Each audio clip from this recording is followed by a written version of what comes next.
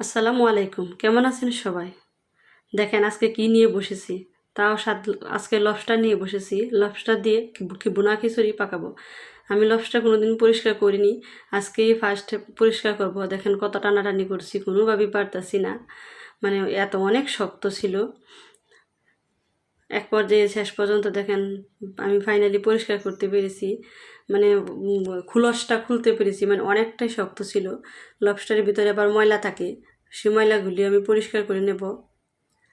আসলে বৃষ্টি আসলে বৃষ্টির দিন বোনা খিচুড়ি খেতে অসম্ভব ভালো লাগে।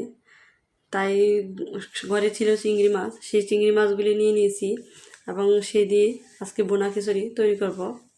আমি এখানে কতগুলো পেঁয়াজের বেরেস্তা করে নেব। পেঁয়াজের বেরেস্তাগুলি হয়ে গেছে, পেঁয়াজের বেরেস্তাগুলি তুলে সাইডে রেখে দেব। এবার এই তেলের মধ্যে আমি চিংড়িগুলি দিয়ে ভেজে নেব, ভেজে তারপর নামিয়ে নেব।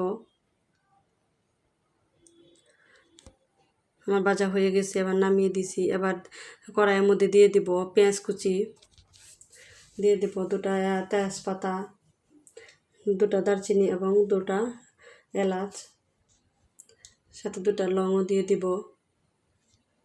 এবার এক এক করে আমি সব মশলাগুলিও দিয়ে দিব। এখানে আদা বাটা, রসুন, পেঁয়াজ রসুন বাটা দিয়ে দিয়েছি, হাফ চা চামচ জিরার গুঁড়ো, হাফ চা চামচ ধনিয়ার গুঁড়ো, হাফ চা চামচ লাল মরিচের গুঁড়ো, হাফ চা চামচ হলুদ গুঁড়ো, পরিমাণ মতো লবণ দিয়ে একটু নেড়ে চেড়ে মিশিয়ে নেব।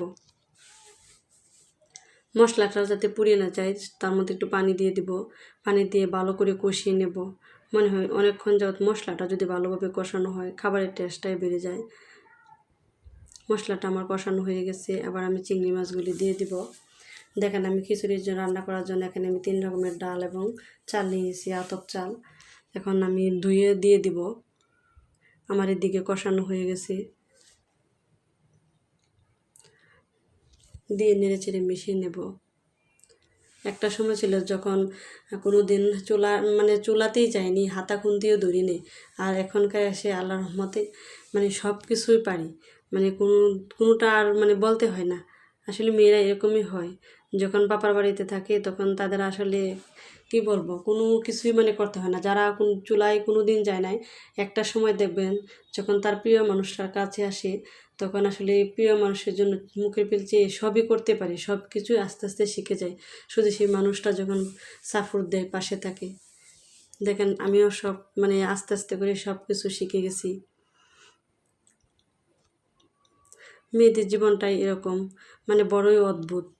এক সময় থাকে মেয়ে, তারপর হয় বউ, তারপর হয় মা, তারপর হয় শাশুড়ি। কতইটা চরিত্র মেয়েদের।